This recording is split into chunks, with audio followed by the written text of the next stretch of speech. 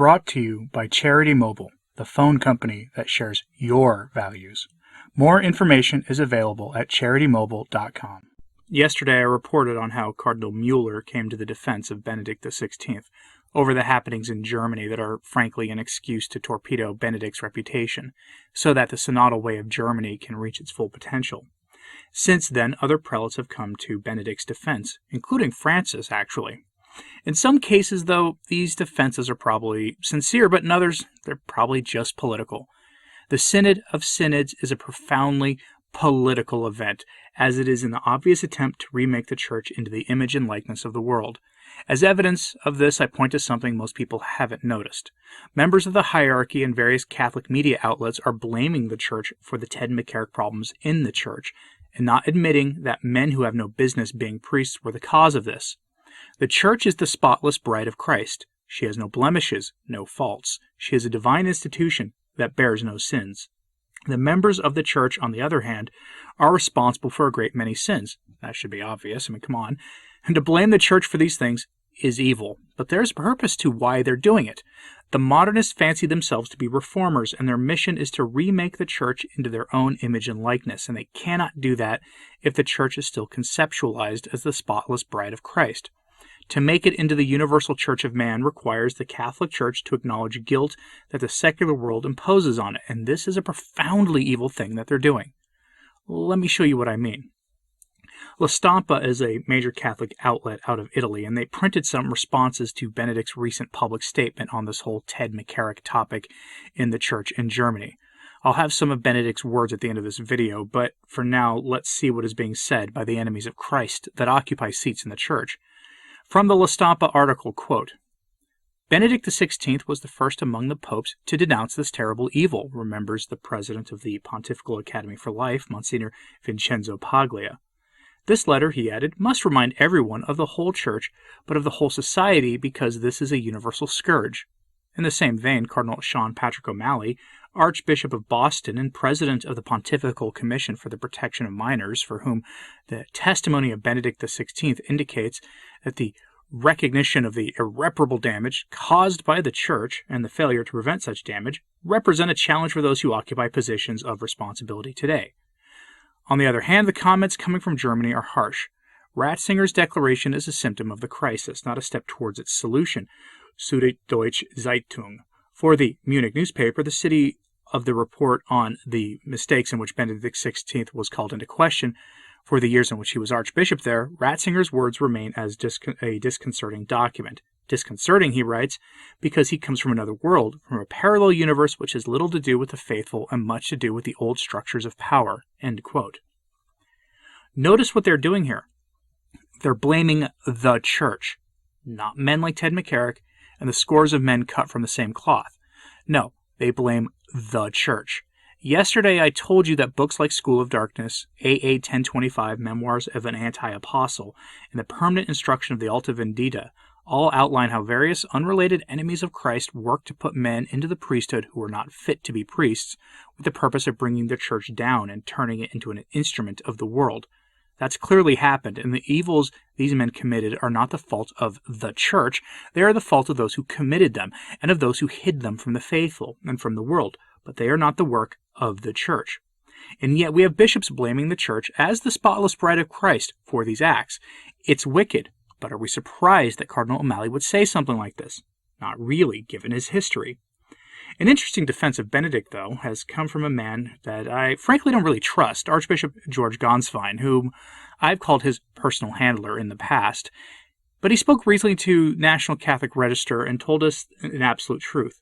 There are forces in the Church who want to destroy Benedict. Headline, Archbishop Gonswein, Movement wants to destroy Benedict's life and work. Speaking to an Italian newspaper, the Pope Emeritus' personal secretary noted that such people never loved him as an individual, his theology, his pontificate. End quote. That's objectively true.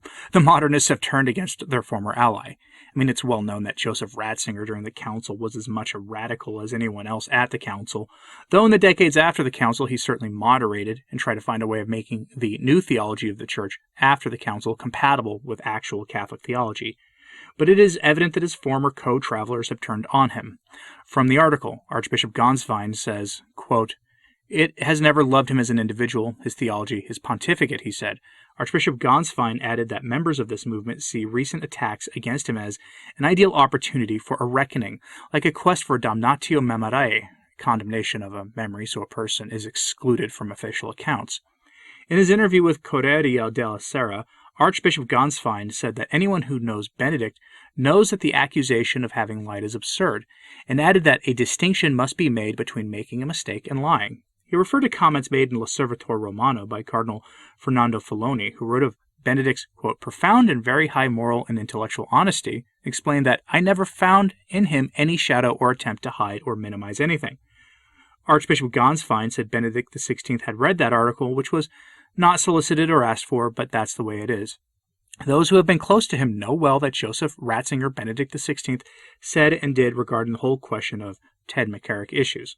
He was the first to act as a cardinal, and then he continued the line of transparency as pope. Archbishop Gonsfine continued. Already during the pontificate of John Paul II, he changed the current mentality and set the line that Pope Francis is continuing. Benedict's long-serving personal secretary said that, unfortunately, many are deceived by this vile attack. There is so much mudslinging. It's a sad situation. However, he said that although Benedict remains physically very weak, as is natural at his age, his physical weakness takes nothing away from his spiritual and intellectual presence. End quote. The article goes on to point out that these moves against Benedict come at an oddly coincidental time, when the German bishops have decided to demand from Rome changes to church teaching on various hot-button issues, including that topic that Pastor Jimmy Martin of the Jesuit Church is just so focused on, as well as the ordination of women and having married priests and the rest.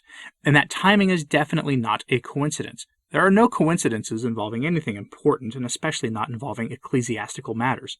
Case in point, while Francis came to the defense of Benedict in some recent statements, he also promoted one of the most outspoken heretic bishops to manage the synodal process for the Church. The cardinal in question is Jean-Claude Hollerich of Luxembourg, and Francis elevated him to the position of Relator General of the 2023 Synod, or Vatican III as some of us call it.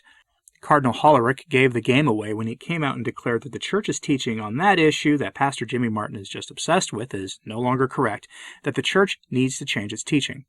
Now here's a basic pro tip for everyone. When someone says the Church needs to change its timeless teaching, you know you're dealing with someone who is not on the side of the angels. The National Catholic Register slammed Cardinal Hollerich for this statement, though. Headline: Cardinal Hollerich and the Destabilization of Doctrine. The Luxembourgian cardinal, who is the Relator General of the upcoming Synod on Synodality, has called into question not only foundational church teaching on sexuality, but the integrity of doctrine itself. Hardly anyone is asking why Francis would put someone like this in charge of the Synod, but the reason is obvious. Francis is absolutely aware of what Cardinal Hollerich said, and his promotion to that position in the Church is his endorsement of it. From the article, quote, last month, Cardinal Jean-Claude Hollerich of Luxembourg, the Relator General of the unfolding Synod on Synodality, stated that proposed reforms in the life of the Church need a stable foundation. But just 1 week later, the prelate made it clear that Catholics should steer clear of him when seeking any kind of firm doctrinal footing. During an interview with the German Catholic news agency, K&A, Cardinal Hollerich stated that the Church teaching related to the James Martin topic is false because a sociological scientific foundation of this teaching is no longer correct. But perhaps even more troubling than the specific content of Cardinal Hollerich's view is the underlying logic related to church doctrine and development that prompted it, a concern amplified by the significant role the prelate is set to play in the Synod. On this analysis, Cardinal Hollerich wasn't just attacking a discrete set of moral and anthropological doctrines. Instead, he was undermining the notion of doctrinal integrity itself, destabilizing the entirety of the Church's body of teachings and calling into question the Church's capacity to teach anything with authority, to communicate anything about divine revelation with accuracy. End quote. And that's kind of the point, isn't it? The modernists do not want doctrinal clarity, especially when the modernists in Rome are trying to get the Church to formally accept and even endorse their own personal disordered ways of living. That's what they want. They want nothing else but to make the Church indistinguishable from the world. It's an essential step to the creation of their universal Church of Man, which places man as the center of the human experience and center of worship. Divine laws have no place in a church of that making, and certainly have no place in a church that is focused on the material needs of man exclusively. And this is why they attack Benedict. His personal linkages to the French Revolution in the Church, that was Vatican II aside, Benedict has become a sort of symbol of Catholic resistance to modernism in the Church, and the modernists just can't have that. Which brings me back to Benedict XVI. His letter published late last week is a bit too much for our host to have it in its entirety, but I have an excerpt here that should give us all something to think about. Penance and sorrow for his sins committed by men in the church. The words from Benedict's letter are remarkable. It's a good way to close this out. I've had to clean the language up that he uses a bit because of the stupid sensibilities of our host, but his meaning is clear. Benedict was clearly in deep retrospection when he said the following, quote, "In all my meetings, especially during my many apostolic journeys with those wounded by Ted McCarrick types of priests, I have seen at first hand the effects of a most grievous fault, and I have come to understand that we ourselves are drawn into this grievous fault whenever we neglect it or fail to confront it with the necessary decisiveness and responsibility, as too often happened and continues to happen. In those meetings, once again, I can only express to all those wounded by Ted McCarrick type priests my profound shame, my deep sorrow, and my heartfelt request for forgiveness. I have had great responsibilities in the Catholic Church. All the greater is my pain for the mistakes and errors that have occurred in those different places during the time of my mandate. Each individual case of this kind is appalling and irreparable. The victims have my deepest sympathy, and I feel great sorrow for each individual case. Quite soon I shall find myself before the final judge of my life. Even though, as I look back on my long life, I can have great reason for fear and trembling, I am none the less of good cheer. For I trustly affirm that the Lord is not only the just judge, but also the friend and brother, who himself has already suffered for my shortcomings, and is thus also my advocate, my paraclete. In light of the hour of judgment, the grace of being a Christian becomes all the more clear to me. It grants me knowledge, and indeed friendship with the judge of my life, and thus allows me to pass confidently through the dark door of my death. In this regard, I am constantly reminded of what John tells us at the beginning of the Apocalypse. He sees the Son of Man in all his grandeur, and falls at his feet as though dead. Yet he, placing his right hand on him, says to him, "Do not be afraid, it is I." See Revelation chapter 1, verses 12 to 17. End quote. Benedict knows that his time draws short. He's 95 years old and obviously not in the best condition he's ever been in. I do wonder if he has left some kind of last testament for the world to see upon his passing that will clarify the state of things in the Church about Francis and his own abdication, but that remains to be seen. He is clearly focused on his own coming personal judgment, and for that I ask that you pray for him. He needs your prayers, as does any Catholic near the end of their life. What do you think about what the bishops here said about Benedict and about the Church? Was Cardinal O'Malley's strange statement surprising? Is there something about them blaming the Church, which is the spotless bride of Christ, for the actions of some evil men as an indicator of their own apostasy? Let me know in the comments, please. And as always, pray for the Church. I'm Anthony Stein. Ave Maria.